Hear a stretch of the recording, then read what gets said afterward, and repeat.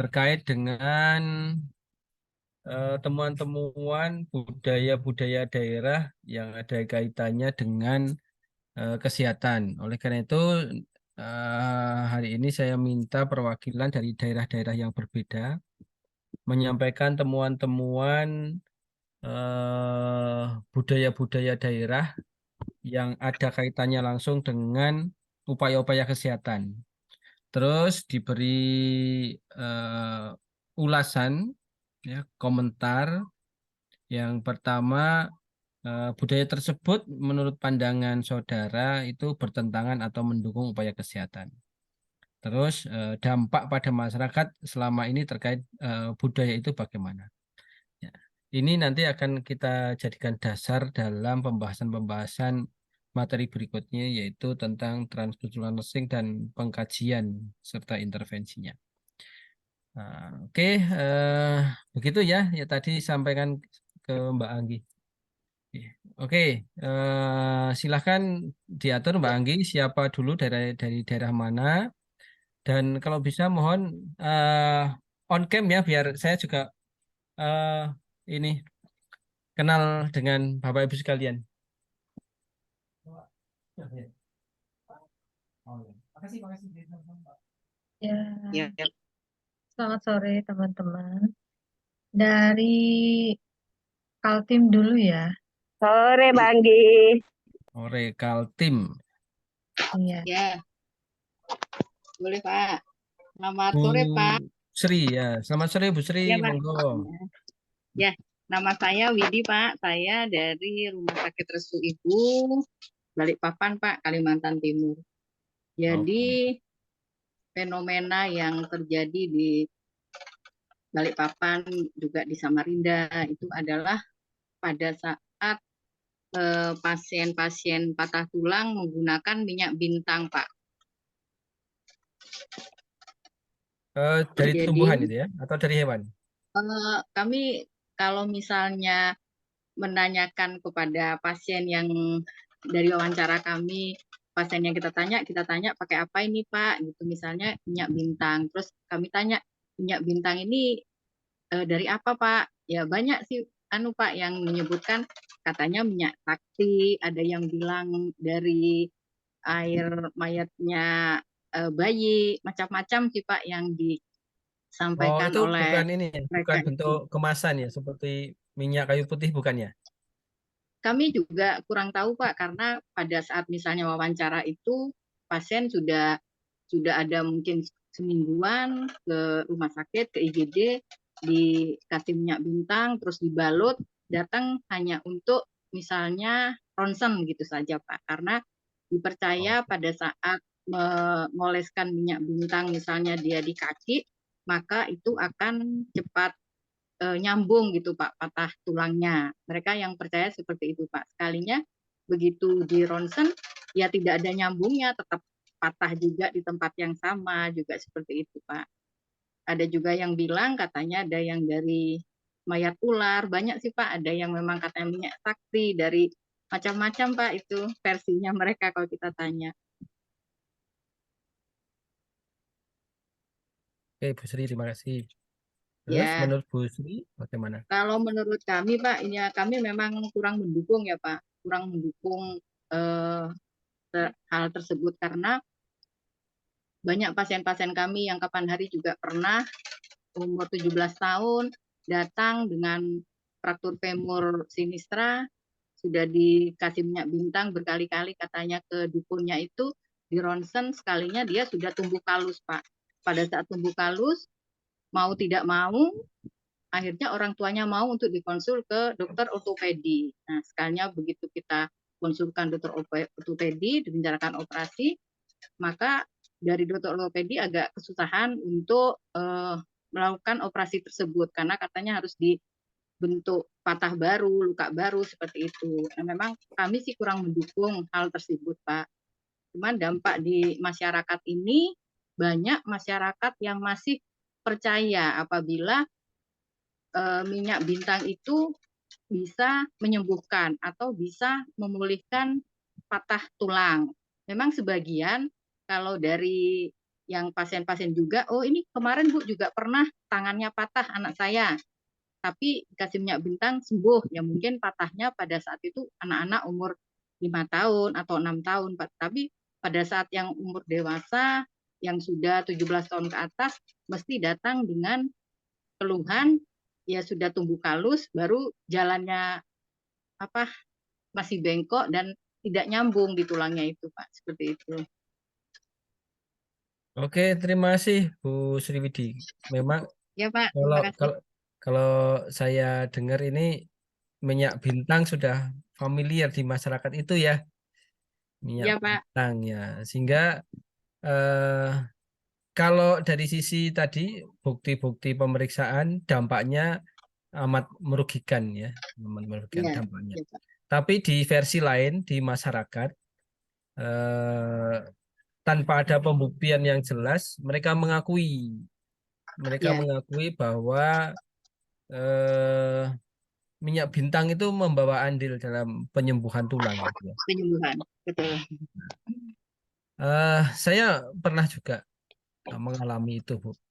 Jadi ketika ada tetangga anaknya jatuh gitu ya, terus karena saya apa, saya pegang, saya periksa sementara itu saat jatuh itu kayaknya ada masalah di tulangnya. Terus saya anjurkan untuk bawa ke rumah sakit. Akhirnya di rongsen, ternyata memang ada patah tulang. Nah, namun setelah karena memang kalau perawatan patah tulang itu kan lama gitu ya. Ya, setelah seminggu malah saya dikomplain gitu ya. Ya, ini gara-gara Pak Eko nih anaknya disuruh bawa ke rumah sakit sehingga nggak sembuh-sembuh sudah 1 minggu gitu. Coba ke Sangkal Putung kan gitu. Nah, itu jadi aduh, oh iya masih ada gitu ya. Ternyata di wilayah saya juga masih banyak yang mereka lebih memilih pengobatan alternatif dulu sebelum ke apa namanya ke Sakit. pelayanan kesehatan ke rumah sakit atau ke Ya, klinik ya, atau apa. ya. Ya, walaupun itu sudah mereka sudah dihadapkan pada kondisi nyata bahwa itu patah tulang dan penyembuhan tulangnya itu bertahap ya. Namun karena memang ada faktor lain yang apa namanya ada pengaruh kuat dari mungkin anggota keluarga lain, tetangga atau orang yang eh, yang pernah mendengar kalau ke pengobatan alternatif itu lebih manjur daripada ke tenaga medis ya. Walaupun banyak data kita temukan di masyarakat. Penyembuhan tulang yang tidak sempurna itu akan berakibat apa namanya kelainan. Ada lagi contoh eh, malah saudara saya itu ya ya karena memang percaya sama pengobatan alternatif, akhirnya eh, dia di sepalak sederhana gitu ya. Yang awalnya patelannya bagus, bisa nekuk ya. Karena pemasangan spaleknya itu menyeluruh satu kaki gitu sehingga karena sampai 1,5 bulan nggak gerak, akhirnya kontraktur gitu ya di sendi lutut sama bawah sehingga eh, tulangnya nyambung ya tapi sendinya jadi nggak bisa digerakkan. Nah itu efek-efek fatal yang terjadi tapi pengetahuan masyarakat nggak akan sampai itu. Oleh karena itu pesan dari Menteri Kesehatan anjurkan pada masyarakat itu eh, bahwa awal pemeriksaan atau pengobatan itu datangilah eh, pelayanan-pelayanan kesehatan terdekat terlebih dahulu. Oleh karena itu kan rencana pembangunan kesehatan yang dicanangkan itu kan kemudahan akses masyarakat untuk ke tempat-tempat pelayanan. Selain itu juga dulu sampai sekarang ya pengobatan-pengobatan gratis atau askes, askin ya, pada masyarakat misting itu difasilitasi. Dan sekarang wajib ya, BPJS. Nah, itu untuk membantu masyarakat sebenarnya memperoleh kemudahan akses ke pelayanan kesehatan sehingga dalam kondisi-kondisi tertentu peran-peran BPJS ini sangat bermanfaat. Karena sudah berbeda sekarang. Begitu masyarakat datang ke pelayanan kesehatan, tangani dulu ya.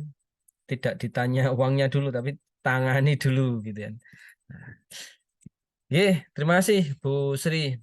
Itu fenomena yang masih ada sampai saat ini. Oke. Iya Pak. Dari Oke. Kalimantan. Berikutnya, silakan dari mana? Papua boleh. Kalteng, Pak. Kalteng. Oh, Kalteng dulu Pak. Papua setelah Kalteng ya. Silakan. Oh ya, saya mewakili yang dari Kalteng ya Pak ya. Oke. Di sini kita itu ada budaya yang namanya di beberapa tempat ada sedikit berbeda namanya, tapi sebenarnya sama aja sih budayanya. Contohnya kalau di daerah Kalteng sebelah Kota Waringin, Lamanda itu disebut dengan begondang. Mungkin kalau di daerah ke arah Palangka, Papua sana itu garam kah namanya, seperti itu. Jadi itu acara itu budaya seperti begondang, menari, dengan budaya meminum, dengan acara minum. Kalau di sini ada namanya arak atau yang dibuat dari ragi tape, ketan itu Pak. Seperti itu.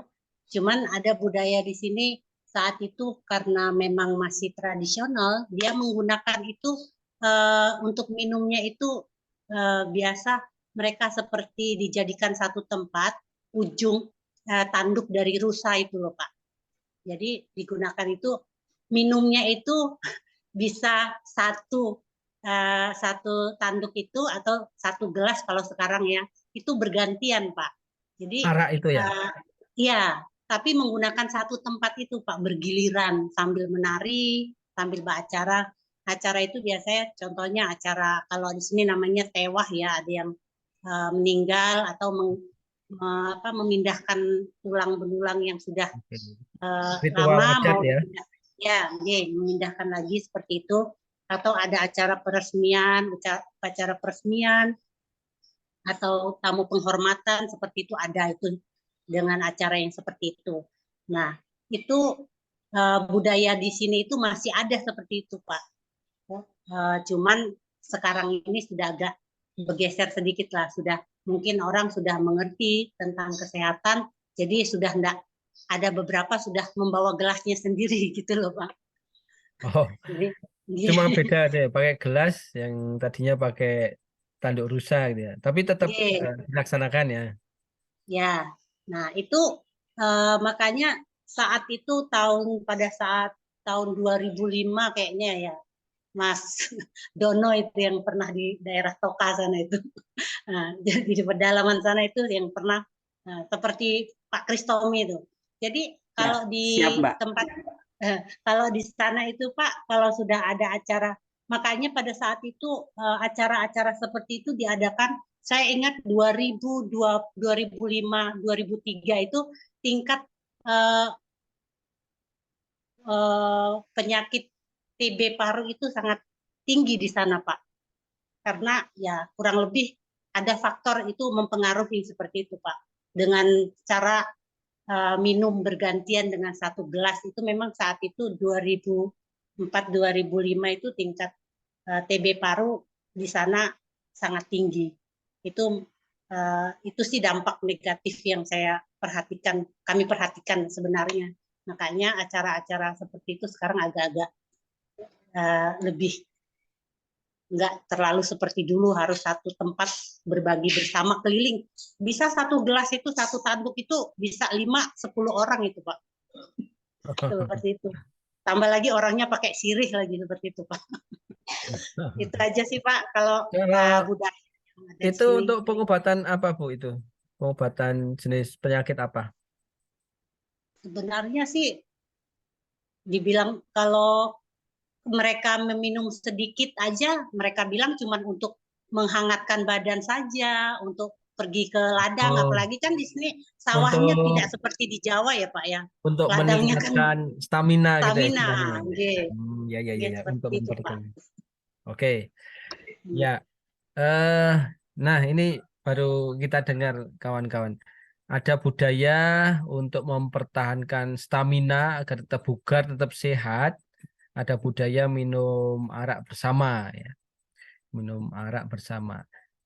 Dari beberapa tadi didapatkan itu budaya yang terus mereka lakukan karena diyakini bermanfaat untuk tetap bugar ya. Minuman tersebut gitu ya. Eh, Kalau di sisi kesehatan jelas ya itu arak, minuman keras beralkohol dan sebagainya itu efeknya negatif bagi tubuh. Eh, dan dampaknya ternyata ada peningkatan kasus TB paru ya, Bu ya tadi disampaikan oleh Bu Sinti, Bu siapa Bu tadi? Rosayani. Bu Rosa, Bu Rosa. Ya, di survei Pak Dono juga ya ke sana. Itu disurvei oleh Pak Ahmad Soleh itu Pak, Oh, Pak Ahmad tempatnya Pak Soleh juga ya. Ahmad Soleh dulu itu. Iya, oke. Kalau sampai sekarang masih perilaku seperti itu masih ada Bu ya? Masih ada tapi sudah tidak Sudah satu menurun ya. gelas lagi Pak. Nggih, cuman acara-acara ritual tertentu saja sudah Oke tidak ya. serutin Ya, seperti dulu. oke. Bu Rosa kalau di Jawa Tengah ini merokok ya, budaya merokok. Kalau kumpul itu pasti ada rokok ya. Rokok itu kalau di Jawa Tengah simbol sosial, Rokok linting ya Pak. simbol sosial. Nah, oke, memang perilaku masyarakat yang diyakini seperti itu dan kalau sudah mereka bersama itu menjadikan simbol ya. Perilaku-perilaku seperti itu menjadikan simbol tadi simbol keakraban, simbol meningkatkan stamina. Nah, oleh karena itu sangat penting peran peran Perkesmas ya. Em, Mungkin rekan-rekan kalau ada yang dinas di puskesmas, pustu, atau kalau dari rumah sakit ada program-program home care itu juga salah satunya dalam rangka menjaga agar edukasi terhadap masyarakat terkait budaya-budaya yang beresiko ya, beresiko dan cenderung merusak kesehatan sedikit demi sedikit masyarakat akan tahu ya. Saya pernah eh, membimbing mahasiswa praktek lapangan di wilayah Temanggung, Jawa Tengah ya. Mas Puji tahu itu ya. Temanggung itu penghasil terbesar rokok tembakau ya. Dan tembakau Temanggung itu diawasi oleh WHO karena tingkat nikotinnya tinggi. Tembakau.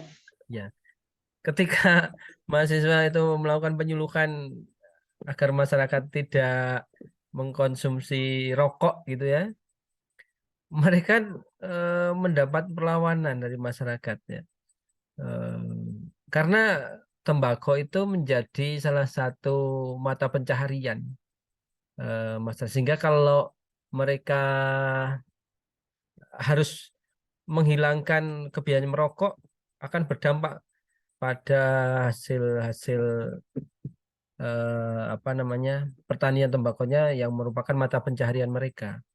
Sehingga strategi waktu itu bukan kita menganjurkan masyarakat tidak merokok, tidak.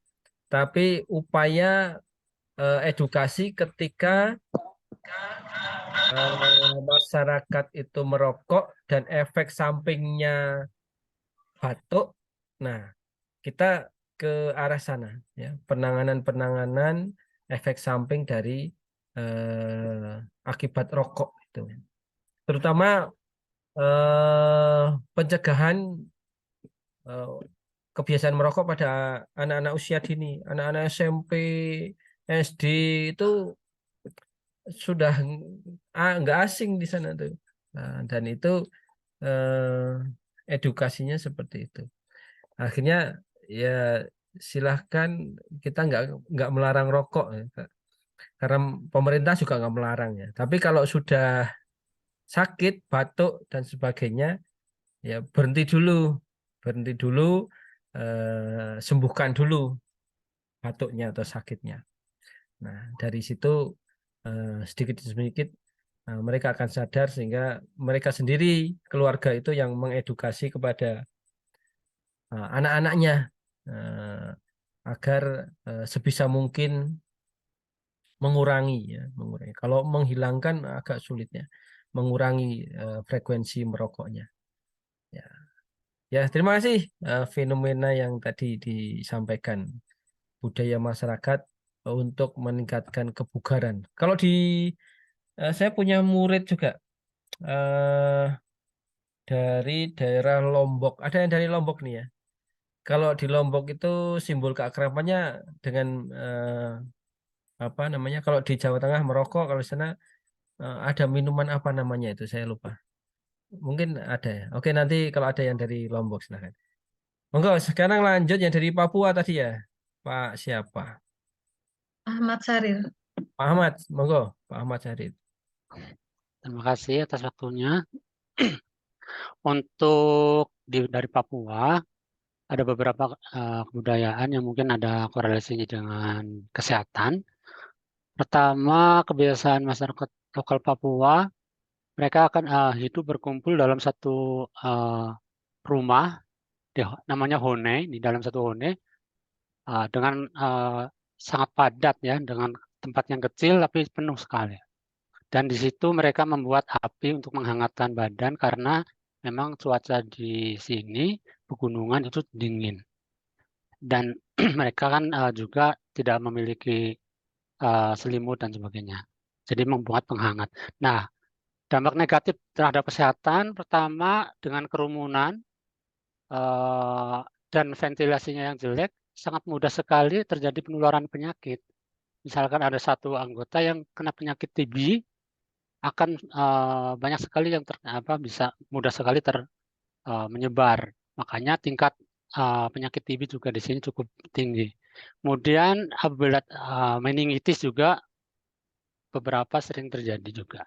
Kemudian juga karena membuat asap untuk menghangat, asapnya sangat tebal sekali di situ, sehingga untuk bernapas saja kalau orang nggak pernah masuk ke ruangan, seperti saya pernah alami sendiri, masuk sangat tidak kuat dan matanya sangat sakit, tapi mereka sudah terbiasa. Tapi dampak negatifnya adalah sering terjadi penyakit paru-paru. Baik anak-anak, terutama anak-anak kecil, bayi itu sering datang dengan penyakit sudah sesak napas gitu. Dan orang tua juga banyak yang terjadi penyakit PPOM atau COPD. Memang ada dampak positifnya dari mereka berkumpul. Dari segi sosial mereka sangat tinggi sekali jiwa sosialnya. Apabila ada orang yang sakit, mereka sangat peduli beramai-ramai untuk membawanya ke klinik atau rumah sakit. Tapi biasanya sebelum mereka ke rumah sakit, kalau sakitnya agak parah, biasanya mereka melakukan upacara adat dulu, adat untuk pengobatan. Jadi terkadang mereka meyakini bahwa penyakit itu adalah suatu dari Tuan Tanah. Jadi mungkin ada suatu kutukan dari Tuan Tanah, maka mereka akan membuat acara adat. Nah, tapi kalau memang tidak sembuh juga, mereka akan datang ke rumah sakit. Nah, dari segi negatifnya dengan pemahaman seperti itu, mereka akan datang akan terlambat penanganan karena sudah sakitnya sudah parah, baru mereka akan dibawa ke rumah sakit. Itu untuk kemudian ada juga sebenarnya banyak ya. Kalau ada juga pesta bakar batu. Mereka setiap ada suatu acara pesta seperti misalkan nih perkawinan atau mungkin habis perang suku, mereka kemudian sudah damai, mereka akan sama-sama dari suku A dan suku B membuat acara pesta untuk membuat bakar batu ya, dengan potong berpuluh-puluh babi, Kemudian, nah, segi negatifnya mereka kadang makan rame-rame dialaskan di ada daun, kemudian tanpa cuci tangan, rame-rame dan kurang matang. Nah, setelah pesta kebanyakan mereka juga akan datang dengan penyakit diare, gitu. Kemudian ada juga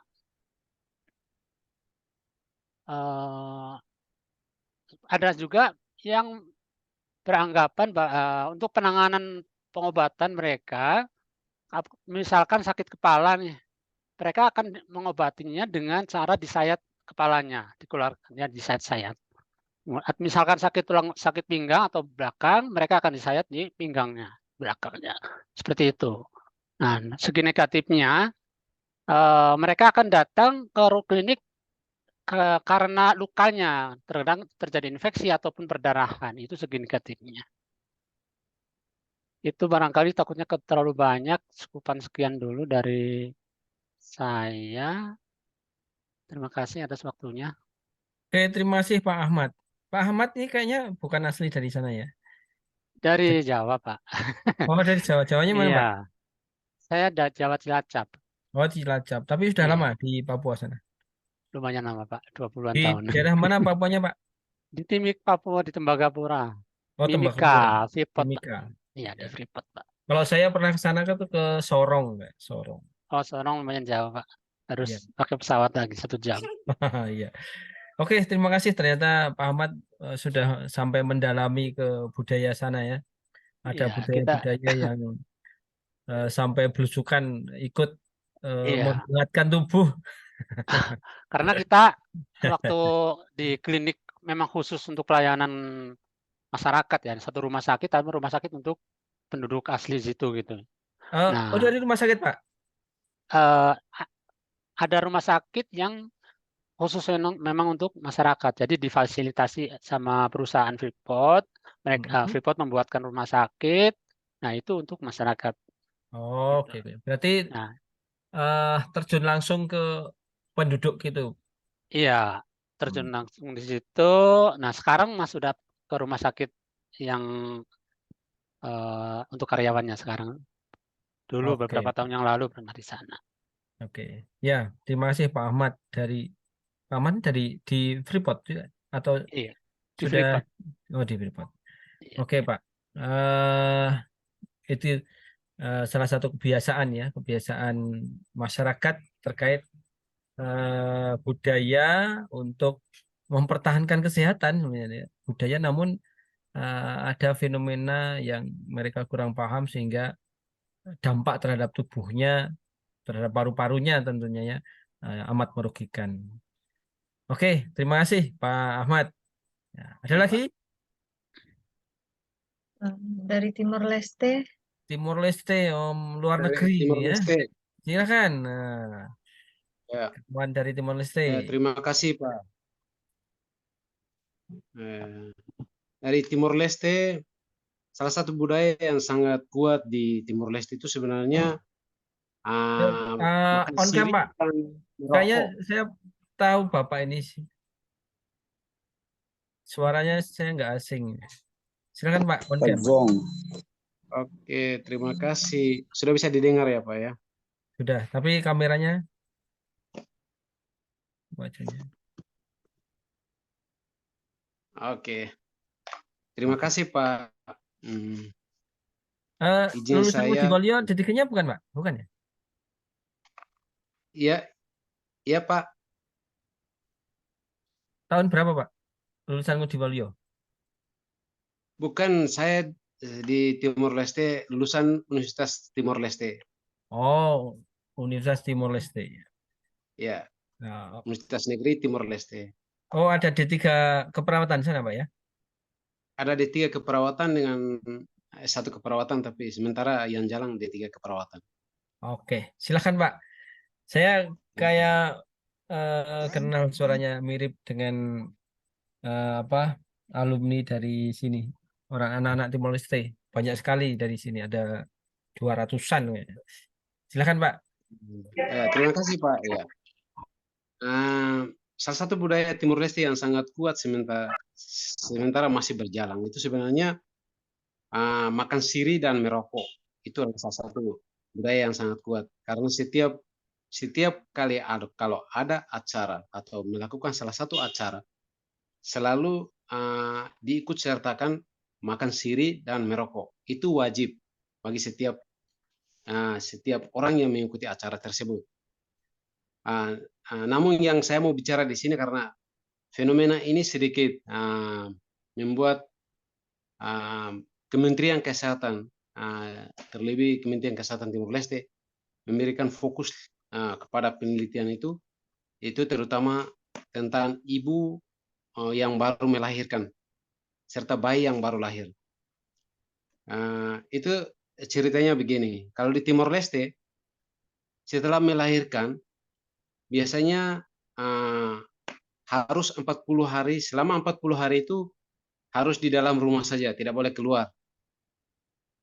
Dan kebiasaan di dalam rumah pun mereka menggunakan kayu bakar supaya gimana ya, umumnya saya kurang ngerti ini. Nanti bakarnya bakar kayu itu dekat ibu yang baru melahirkan. Membuat Itu terapi. mereka dari masyarakat mengatakan bahwa kalau ibu yang setelah melahirkan itu dia lebih dekat dengan api, itu akan membuat dia lebih sehat daripada kalau dia tidak dekat dengan api. Itu cerita orang tua di sini lebih fokus pada situ, sisi positifnya bagi mereka. Dan untuk bayi itu dan juga ada kebiasaan orang di sini yang begitu bayi dilahirkan, itu ibu itu tidak diperkenankan untuk makan daging dan telur.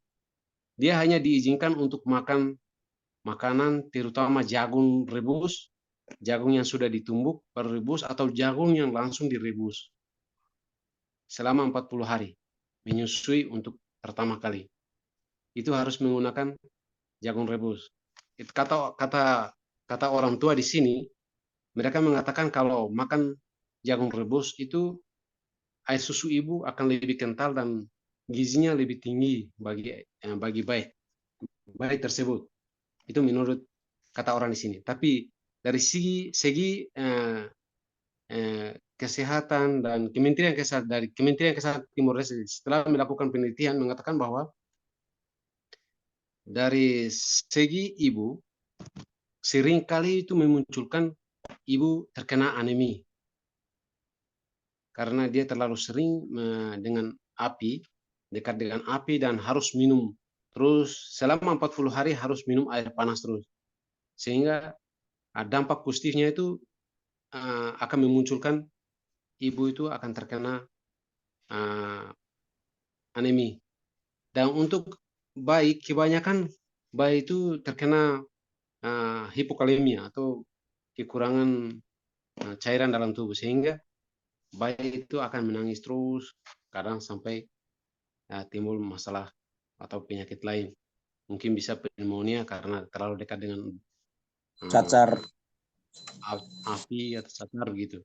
asap. Itu fenomena di Timor Leste yang sementara masih diprioritaskan oleh Kementerian Kesehatan Timor Leste untuk ditelusuri, itu karena itu yang menyangkut bayi dan ibu yang baru melahirkan, karena sampai saat ini angka kematian ibu dan bayi itu masih tinggi.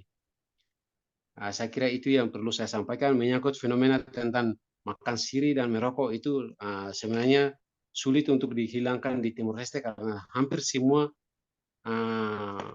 masyarakat di Timor Leste yang punya adat istiadat itu hampir sama. Jadi itu sulit untuk dihilangkan, hanya sementara masyarakat pemerintah tetap melakukan advokasi buat edukasi untuk mengurangi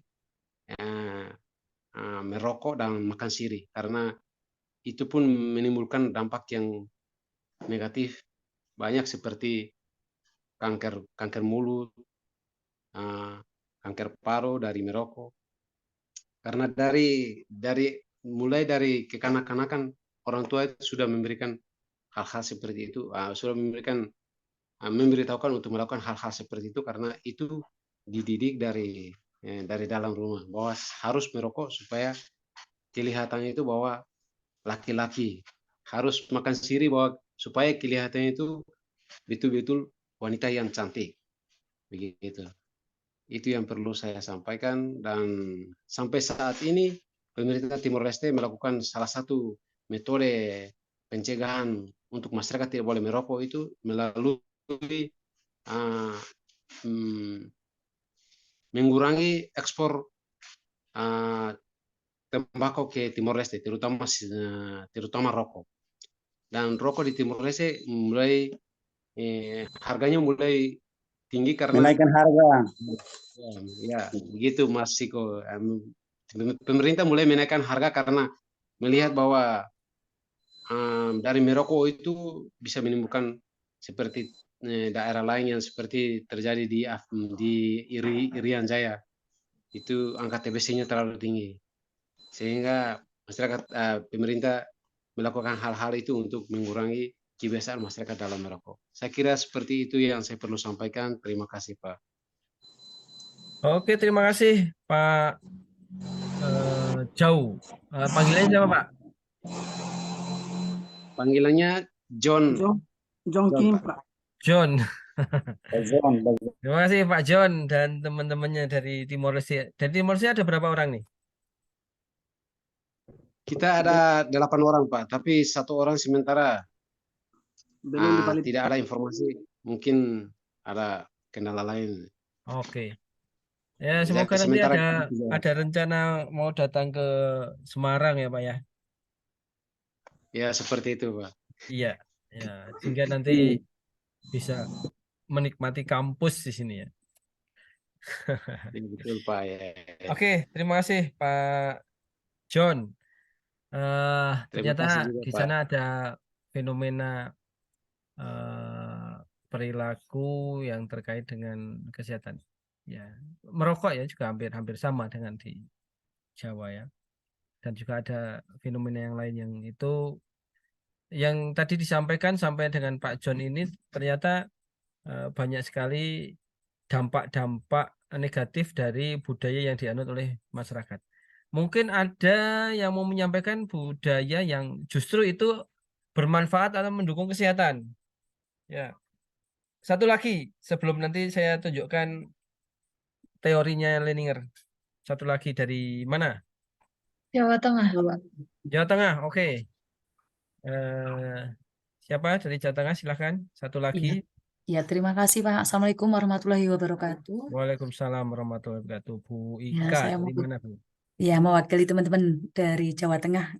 Saya sendiri dari Magelang, Pak. Rumah sakit atau puskesmas? RSUD Merah Putih, Pak. Rumah sakit, Pak. RSUD Merah Putih itu mana Bu? Tidar. Dari Bukan. Tidar di mananya? Arah ke Jogja, Pak. Jalan Raya Jogja Magelang. Oh, Jalan Raya. Belundu itu. Oke. Ya, baru Pak, baru 2 tahun ini. Oh iya, saya baru dengar. Ini. Rumah sakit Merah Putih, silakan.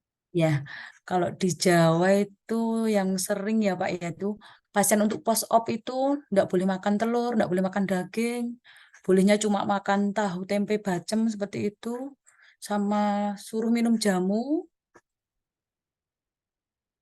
Kalau untuk yang budaya itu, selain itu ada juga untuk yang suruh pakai tetes mata itu Pak, tetes mata tapi pakai lombok itu ya Pak, cabai.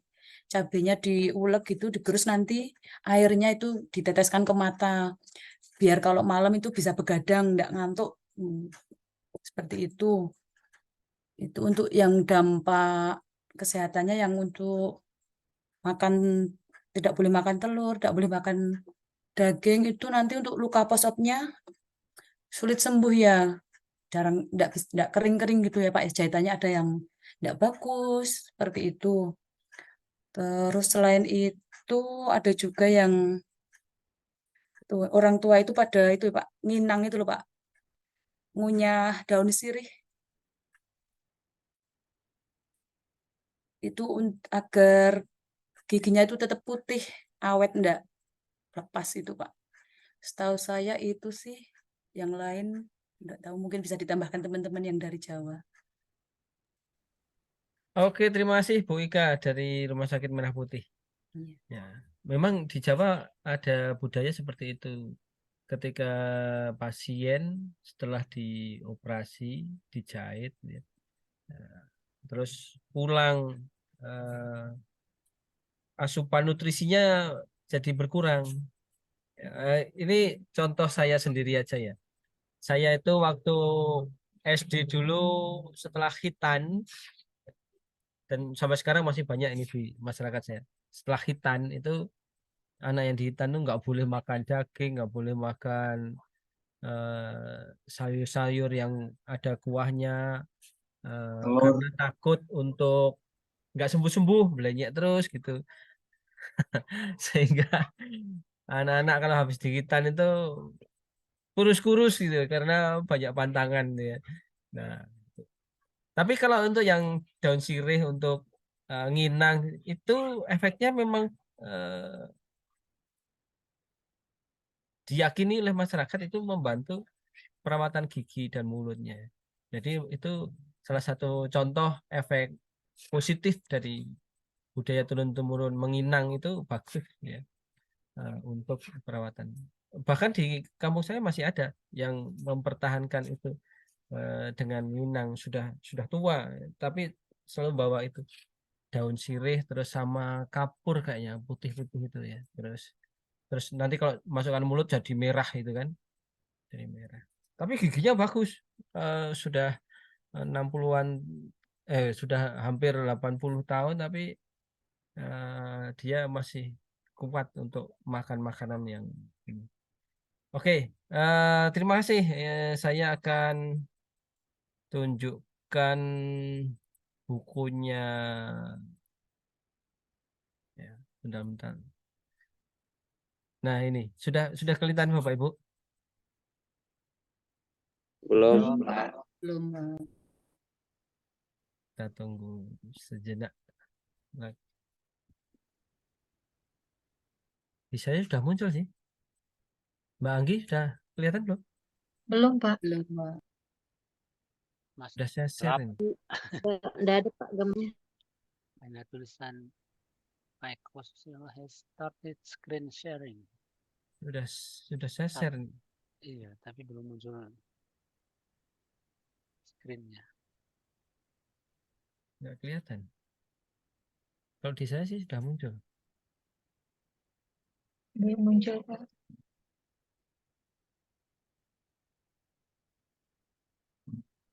Sudah, Pak. Sudah. Oke. Sudah ya? Yes, Pak. Pak. Ya. Oke, ini wajahnya tokoh keperawanan kita Leninger. Sudah lihat ya Pak ya? Madeline Leninger. Theory of Cultural Care Diversity and University. Nah, ini Leninger ini perjalanannya sama dengan yang tadi disampaikan oleh Bapak Ibu sekalian. Beliau ke beberapa daerah untuk mengkaji budaya-budaya, perilaku, dan dampaknya terhadap masyarakat. Kalau dalam bukunya tebal sekali, dia menemukan ya, ternyata kehadiran perawat itu perlu ya, mengetahui aspek-aspek budaya-budaya lokal ketika nanti akan memberikan perawatan sehingga tidak terjadi culture shock ya, pertentangan antara tenaga kesehatan dengan budaya masyarakat yang mereka anut ya. Karena budaya itu turun-temurun dan diyakini menjadi value, nilai, kepercayaan, maka itu tidak akan mudah hilang dari seseorang tersebut. Dimanapun dia pergi, berada, dia akan tetap mempertahankan apa yang menjadi nilai atau budaya yang dia miliki. Oleh karena itu, Leninger dalam penelitiannya merumuskan strategi-strategi bagaimana memberikan perawatan bila ada budaya yang berbeda. Ya, sehingga ada 3 rumusan dan juga konsep yang dikembangkan oleh Leninger ini kaitannya dengan sunrise model. Nah, saya tunjukkan sunrise model yang dia rumuskan ya tentang culture care. Nah ini, nah, kelihatan ya? Kelihatan Pak. Nah di sini pengambilan keputusan untuk perawatan yang terkait dengan perawatan lintas budaya yang berbeda ini, ada beberapa aspek yang dia temukan yang harus digali oleh perawat. Ya, technological factor, religion and philosophical factor, kinship and social factor, culture, value, belief and life ways, political and legal factor, economical factor, education factor. Yang ini akan mempengaruhi bagaimana sikap pola masyarakat untuk mempertahankan kesehatan, kondisi sehat sakit, bahkan menjelang kematian atau sampai mati. Ya. Di Jawa itu obat yang paling manjur ketika seseorang sudah sulit untuk disembuhkan dari sisi medis yaitu dengan yasinan ya. Sehingga banyak kalau sudah menjelang kritis di rumah sakit itu keluarganya yasinan di rumah sakit. Nah, itu salah satu religi faktor dari sisi keagamaan ya untuk membuat dying with dignity ya, konsep menghantarkan seseorang dan keluarganya meninggal itu dengan tenang, dengan bahagia, dengan wellness, dengan apa sejahtera ya. Sehingga itulah hebatnya perawat sampai menjelang kematian bagaimana memfasilitasi pasien dan keluarganya agar pada tahap akhir itu mendapatkan pelayanan yang baik. Nah, ini pengaruh-pengaruh ini yang nanti akan merumuskan 3 konsep ya. Culture care prevention atau maintenance, bagaimana mempertahankan budaya untuk meningkatkan kesehatan. Yang kedua, culture care accommodation atau negosiasi, bagaimana merubah budaya atau memfasilitasi tanpa menghilangkan budaya seseorang tersebut. Yang ketiga, culture care repairing atau restructuring, merubah budaya apabila budaya itu merusak kesehatan atau merugikan kesehatan. Nah, ini akan saya jelaskan satu-satu pada pertemuan berikutnya nanti. Ya, kalau pertemuan berikutnya nanti saya share dulu, nanti setelah ini saya share ke Sipen agar dibaca-baca dulu, nanti pada pertemuan berikutnya Bapak Ibu kalau ada yang belum jelas langsung bisa ditanyakan. Kalau tertarik buku ini nanti juga buku ini saya share ke Sipen. Oke, gitu ya. Oke, Bapak Ibu sekalian, diskusi kali ini kalau ada yang mau ditanyakan atau ada yang masih mau menyampaikan, silakan. Tanya Pak. Monggo, silahkan. Ibu siapa? Francisco. Ika Pak. Oh ya, Ika Rahmawati dari Jawa Ya. nih. Ya, maaf Pak untuk tanya kalau untuk budaya keroan. Oh iya. Bu. Dari mana Iya, Bu? Pak. Merah putih tadi Pak. Oh masih dari merah putih. Iya. Ya. Kalau untuk keroan itu masuk budaya apa ya Pak? Itu dampaknya yang positif dan negatif ya Pak itu ya. Oke, Bu. Nah itu kalau saya meyakini itu kerokan itu dari budaya Jawa ya. Iya. Kerokan itu salah satu bentuk simbol budaya. Karena apa? Karena itu turun-temurun diwariskan. Jadi kerokan itu warisan ya, warisan budaya. Bahwa ini menariknya. Kalau di Jawa itu apapun sakitnya sebutannya adalah masuk angin. Ya. Meriang, masuk angin. Terus pokoknya apapun sakitnya ketika orang sudah tidak mampu, badannya nggak enak, sesek, masuk angin ya. mereka penanganan di keluarga itu pasti kerokan, ya, kerokan. Tujuan dikerok kulitnya dengan, kalau dulu itu pakainya koin yang dari warisan Belanda, itu koin warna kuning itu ya, yang halus lembut.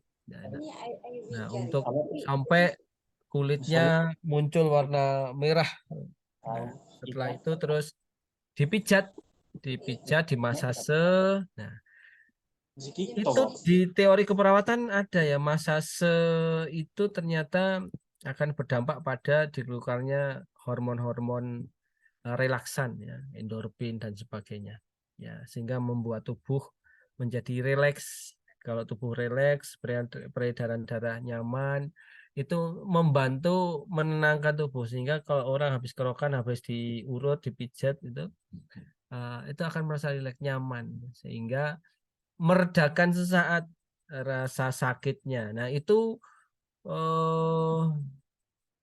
manfaatnya sudah diakui seluruh masyarakat, sehingga sampai sekarang pun siapapun ya dengan kerokan tuh nggak ada efek negatifnya. Ya, efeknya paling nyeri-nyeri di kulit, ruam sebentar, nanti beberapa hari hilang. Tapi efeknya menenangkan, membuat rileks dan sebagainya. Teori masase di kita juga ada ya, di fundamental nursing itu ya. Salah satu terapi komplementer yang dikembangkan selain dengan kompres, guide imaginary, massage, itu kan ada. Fisiologinya juga sudah kita pelajari ya, efek massage. Nah, itu salah satu warisan budaya yang ternyata berdampak baik pada tubuh kita. Maka sampai sekarang nggak ada yang menentang kerokan gitu ya. Ya. Gitu, Mbak Ika. Walaupun pasien dirawat di rumah sakit pun kerokan juga jadi, itu sering. Itu salah satu terapi ternyata ya. Setelah dikerok itu mesti dimasase. Masase pasti pakai minyak kayu putih atau balsem, atau kalau bagus lagi pakai counterpain. Nah, itu bagus sekali ya. Oke, itu budaya, Bu Ika. Oh iya, terima kasih Pak. Oke. Ada lagi, Bapak Ibu?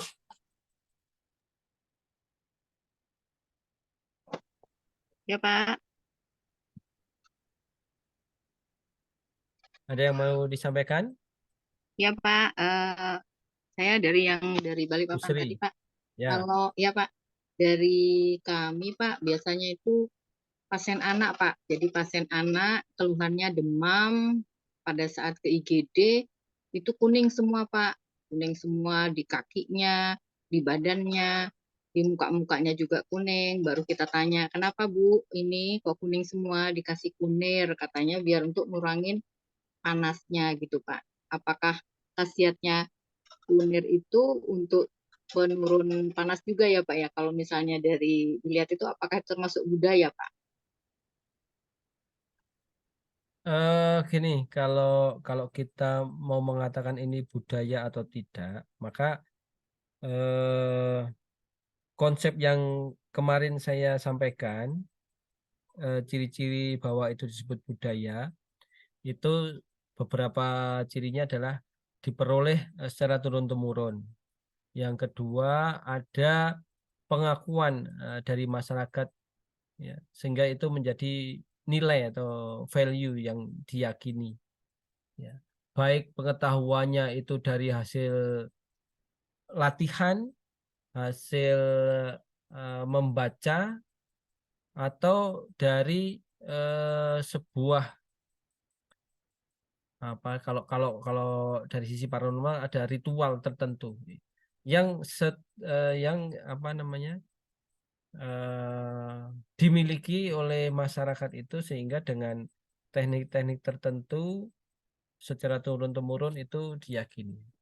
Sehingga yang disebut budaya itu nggak ada yang hanya satu dua orang yang tahu, tapi yang disebut budaya itu pasti sekelompok orang berarti banyak ya. yang meyakini itu dan menganutnya. Ya, itu disebut budaya. Tapi kalau hanya satu dua terus mereka eksperimen-eksperimen yang sesaat tidak ada sejarahnya, nah itu sulit disebut budaya Ibu. Ya. Tapi kalau pengetahuan tentang herbal, ya, itu sekarang sudah ada penelitian-penelitiannya. Banyak buku-buku herbal, terutama pencetusnya dari Cina itu yang meneliti berbagai macam tumbuhan dan khasiatnya terhadap tubuh, itu sudah banyak sekarang. Nah, kunyit itu kalau di beberapa literatur itu memang bermanfaat untuk salah satunya kunir ya, kunyit itu untuk antibiotik ya, ada kandungan. Tapi kalau untuk menurunkan demam, saya belum pernah baca hasil-hasil penelitiannya. Ya, mungkin nanti Ibu meneliti itu. Pasien-pasien yang habis dikasih kunir itu jadi demamnya turun atau enggak. Hasil pengalaman, oh ternyata sekian pasien dikasih kunir jadi turun. Wah, itu bisa jadi temuan tuh, tapi harus diteliti dia, melihat penelitian. Oleh karena itu kita nggak boleh sebagai tenaga kesehatan percaya begitu saja terhadap suatu budaya ini dikatakan bermanfaat atau terapi ini dikatakan bermanfaat tanpa ada penelitian terdahulu. Testimoni itu tidak bisa dijadikan keputusan general gitu ya. Karena testimoni itu hanya ungkapan seseorang.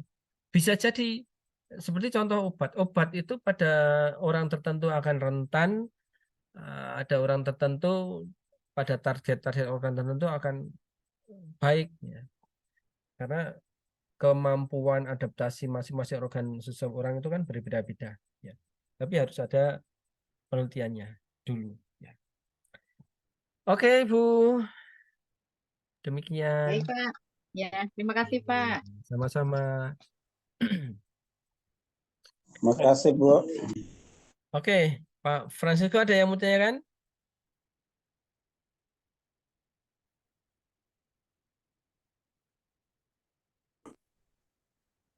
Cukup? Atau ada lagi? Cukup, Pak. Oke, kalau cukup ini saya tutup dulu. Yang hadir ada 58 ya. Ya, Mas Puji, aman? Alhamdulillah Pak, aman Pak. Oke. Saya miras Pak sini Pak, itu yang Hah? kurang aman. Saya miras yang belum aman kalau ada tempat tiduran. Oh, iya. Itu, aduh. Nggak tahu itu Penyakit budaya yang tidak atau bisa bukan. diobati Pak. Kalau itu bukan budaya, tapi perilaku ya, perilaku. Perilaku. Oke, terima kasih rekan-rekan semua sharingnya. Itu sama dengan halnya yang dilakukan oleh Lellinger, mengkaji aspek budaya sehingga ini menjadi dasar kita bagaimana kita mengembangkan strategi untuk memberikan intervensi. Bahkan sekarang tenaga-tenaga medis, keperawatan, dokter dan sebagainya juga mempelajari kaitannya terapi-terapi komplementer ya, untuk mendukung ya, bukan menjadi andalan utama ya, untuk mendukung upaya-upaya medis dan perawatan itu namanya terapi-terapi komplementer ya.